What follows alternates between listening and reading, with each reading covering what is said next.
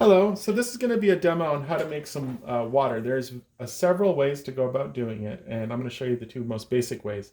If you have a particular type of water, like a swamp or something, or you want to have waves, I can show you how to do that later, but this is a very basic concept. One of the materials I like to use, as you know, is tinfoil. This can make some really cool water, and that's how I made the How to Train Your Dragon Castle water and various other ones. And I'll show you the process for doing that. So this is one material. Another material is saran wrap. This is really easy material to use. It's another very basic way to do it, and it's very effective when you photograph it. It looks very convincing. So I'm going to show you how to go about and do this. And there's a couple other materials you're going to need. You're going to need some clear gloss medium or some gloss varnish. You don't need this gloss Liquitex gel, but you can make some really unique looking cool waves with it. And just a bunch of acrylic paint and your favorite fiber fill.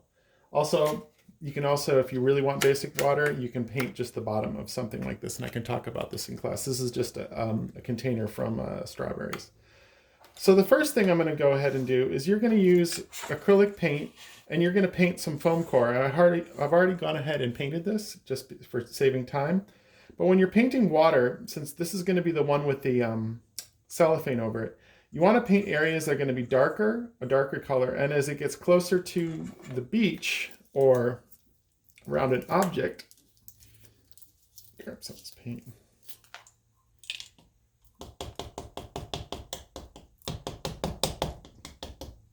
It's old paint.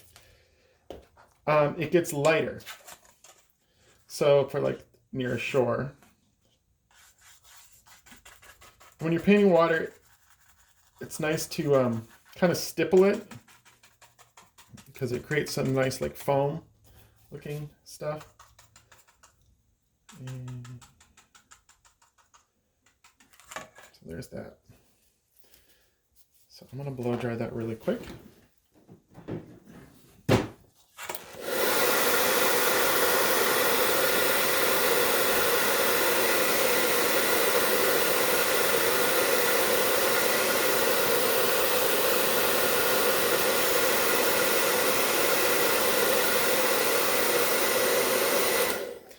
And it naturally kind of looks like a wave anyways. You want to use a big brush, and I'm going to kind of blend this a little bit better.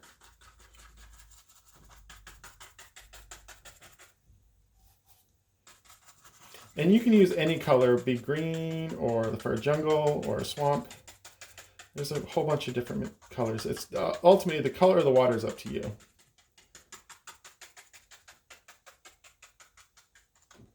So I'm kind of going like this. I'm going to blow dry it one more time.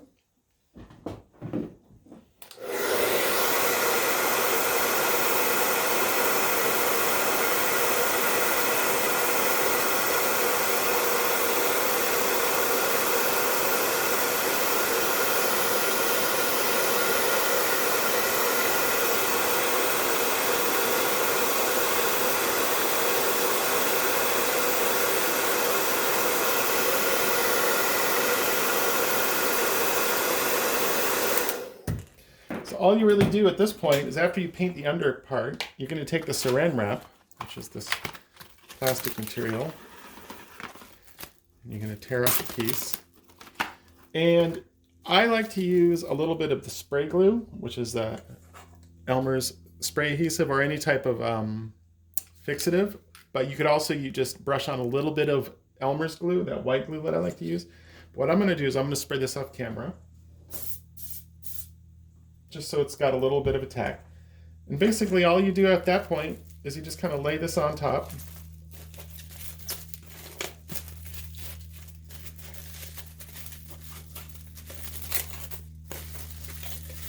And you have water. And it's hard, I don't know if you can see it in there, but it looks really nice and it photographs really well. So that's one technique. So I'm going to go ahead and set this aside, and then you can cut the excess off,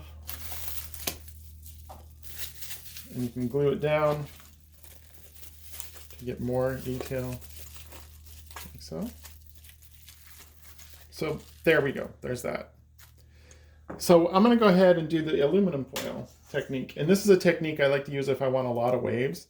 So basically what I did is I took some aluminum foil, like this, and as rough as you want it, you kind of just crinkle it like this. And this is how you can use this to make waves, and it's the same technique, but we can go more into that if you want me to get into that. And basically all I did is I spray mounted it. I used this glue, or you can use Elmer's glue or hot glue, but just make sure there's glue, or you can just wrap the whole foam so you can see. And I put it on here, so it's right here, you can see it. And I painted it with acrylic paint. Now when you're painting aluminum foil, it'll peel up. So you want to make sure your thing called stippling, which is going this back up and down, not back and forth, because it'll wipe it off the initial, all the paint originally, the first coat. And you kind of do some same technique that we did for the other one. Where it's deep, it's going to be darker. Where it's lighter, it's going to be a lighter color. Now, the thing with this technique is you want to make sure that each layer is really dry. Otherwise, you're going to pull the paint up.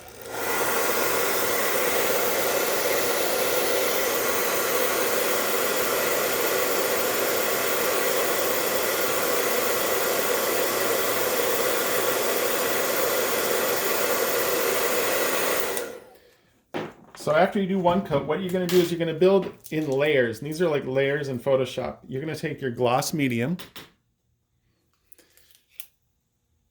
and we're going to build kind of a thing called a filter. And what a filter is, it is exactly what a Photoshop layer is you take a little bit of a color and you mix it with a gloss medium. So it's kind of just very, you don't want to saturate the gloss medium with the paint. You want to be able to see through it. So you're kind of creating this translucent kind of just layer over it. So I'm just going to brush it on lightly. Don't scrub it because you'll peel the first layer. But once you start putting the coats of varnish of this clear gloss on, it'll get more and more durable. So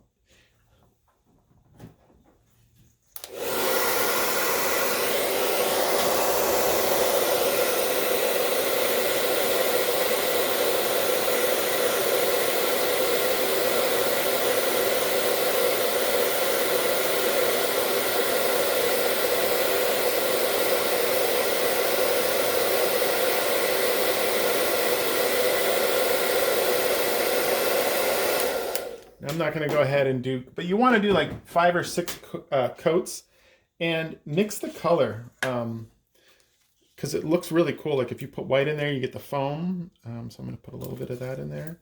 I'm going to take a little bit of this lighter color, kind of brush it along. And each coat you do, it's going to get stronger and stronger, so you don't have to worry so much about it peeling up. But the initial one is going to be really want to peel up.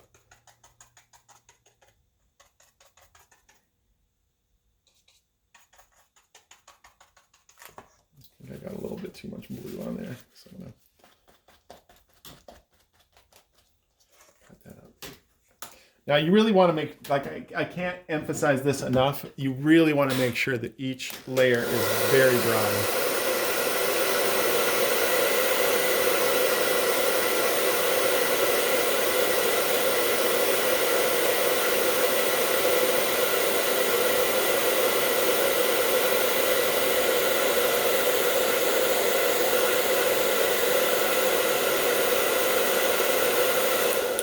I'm not really letting it dry to the fullest extent because of timing. So as you get closer to the top, like you're just layering it on and tinting your gloss medium, this is all acrylic, you start putting just pure gloss medium, and you want to just put coat after coat after coat of this over the whole thing, and it's really going to start to shine. So I'm not going to go ahead and do that right now because that'll take a long time, but I can show you the end result. So once you have a couple coats of that, you can make subtle waves with gloss medium. Now this stuff is great. It's the same as the modeling paste, except it's like a white watery gel, and you're gonna wanna just kind of, let me see how that looks. You kind of start painting in the waves a little bit with a little bit of the gloss medium as the whitewash. And yeah, you can essentially sculpt with this, but it's really just about putting even more texture over the whole thing. This is really wet, so I'm trying not to ruin it. Normally this is a much more time-consuming process. But you can kind of see how that's looking. Now, with fiberfill, you can create, you want to saturate, and this is how you do a lot of the splashes that you're going to see on waves. And you can do some really cool stuff with this.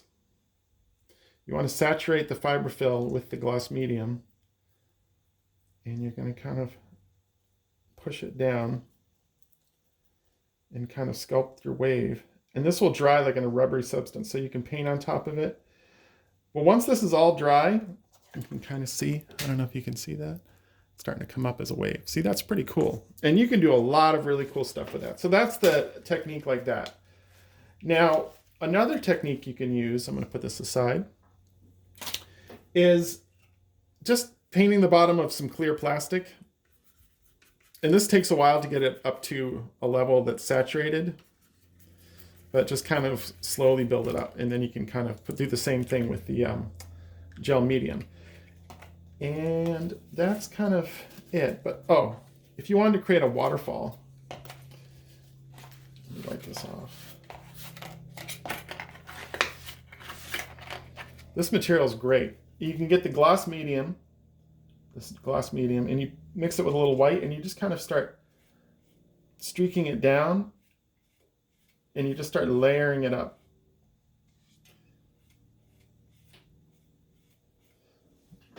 I don't know if you can see what I'm doing, but I'm going to get a little white.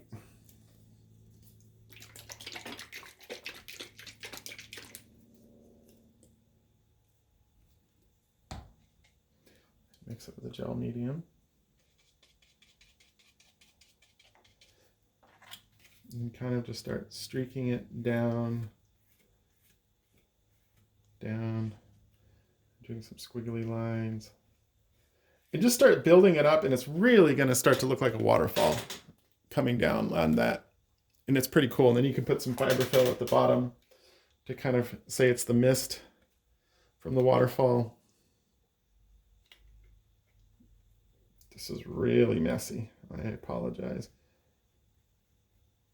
It's actually quite fun to do because you're sculpting with one of my favorite materials, pillow cotton. But you see the point. I'm making a waterfall, and you kind of and you can cut the plastic out, and you can put it on into something like that. I don't know if you can see that, but there you go. So that's how I created this concept model I did for Shrek 4. And unfortunately, if I were in class, I would have this just sitting on the table. But yeah, this is a concept model I did for Shrek 4. It's the same technique with the aluminum foil water. But yeah, there we go. I'm looking forward to seeing you in class. Have a good day.